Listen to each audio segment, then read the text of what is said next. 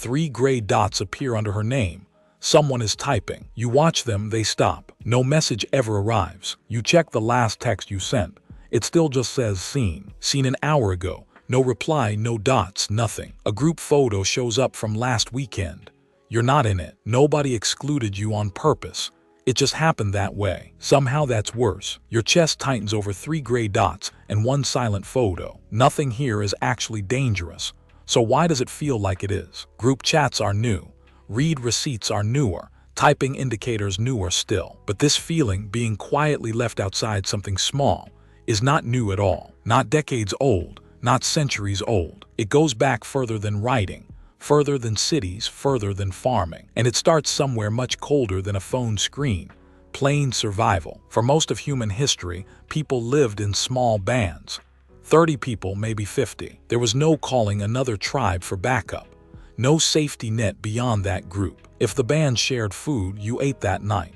If they stopped, you didn't. Anthropologists studying today's remaining hunter-gatherer societies see the same pattern again and again. Isolation from the group was rare.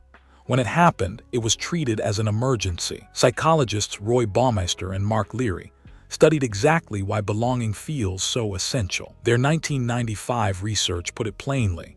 Belonging isn't a preference, it's survival equipment. Getting pushed out of the group didn't just hurt your feelings. It took your food, your protection, your odds of living another season with it. So the brain never evolved to shrug that off. It evolved to treat exclusion like a 5-alarm emergency. Because for most of human history, that's exactly what it was. Centuries later in Athens, that instinct got an official procedure. Once a year, citizens could vote to exile someone from the city completely. Not always for breaking a law.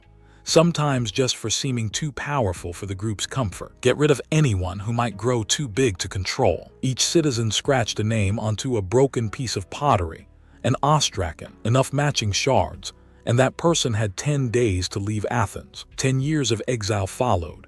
No trial, no crime, just enough votes. In 472 BC, it happened to Themistocles, the man who had saved Athens from Persia, one of the most powerful men in the city, voted out with broken pottery. The method gave us a word we still use today: ostracism. Back then, being cast out wasn't personal. It was a public, official verdict. Centuries after that, medieval Europe built its own version of the same punishment. The church could formally excommunicate someone, cutting them off from the community entirely. No shared meals, no trade, no marriage, no burial in consecrated ground. It wasn't only a spiritual penalty. It was total social erasure. Different tool, same target. Make someone feel the group had closed around the space where they used to stand. Fast forward to today, and one punishment still leans on that exact same fear. Solitary confinement removes almost nothing physical.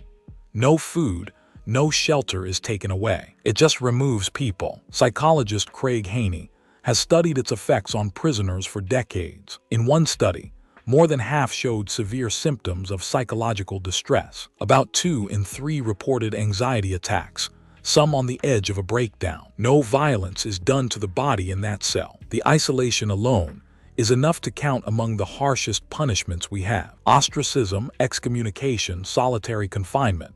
Different names, same signal. You are no longer inside the circle, and your brain never once stopped listening for that exact signal. In 2000, psychologist Kipling Williams built a simple video game called Cyberball. 3 players toss a ball back and forth. 2 of them aren't real people. At some point, they just stop passing you the ball. Nothing is said, nothing is taken. It's only a ball game. But people who got frozen out reported real, immediate distress. Over 200 studies later, that effect still holds, strong and consistent. In 2003, neuroscientists Naomi Eisenberger and Matthew Lieberman took it further. They scanned people's brains while they got frozen out of that same simple game. The anterior cingulate cortex lit up, the same region that responds to physical pain. Being left out didn't just feel like pain, metaphorically. To your brain, it registered as an actual injury. Researcher Mark Leary had a name for how we track this in real time. He called it a sociometer, self-esteem as a gauge, reading how included you are. Not a mood, an instrument, quietly checking all day. Are you in or are you slipping out? Modern apps didn't invent that gauge, but they learned exactly how to make it spike on purpose. A read receipt turns simple silence into visible, timestamp rejection. A typing indicator that stops turns nothing into a small, specific wound. A group photo you're not in used to take weeks to even reach you. Now it's one scroll away, tagged, timestamped, impossible to miss. A dating app shows seen, with no reply in real time. A Snapchat streak breaking after months turns pure silence into a number disappearing. A liked by list you're missing from does the same thing, one tap at a time. None of it is an accident.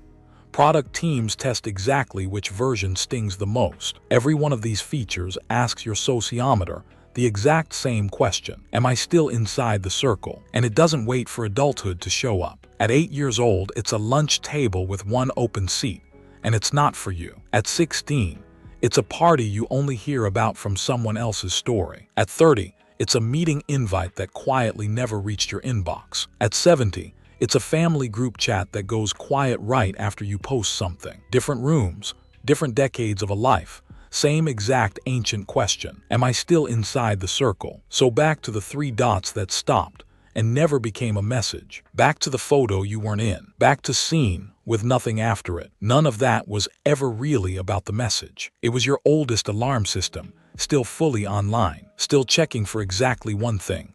Are you in or are you out? 30,000 years ago, that question decided whether you ate that night. In Athens, it decided whether you kept your home. In a medieval town, it decided whether anyone would still sit with you. Today, it just decides whether you check your phone one more time. The circle used to be 30 people around a fire, then a city that could vote you out with broken pottery, then a village that could shut its doors to you completely. Now it's a server, quietly tracking dots, receipts, and who's tagged in what. Same question every time.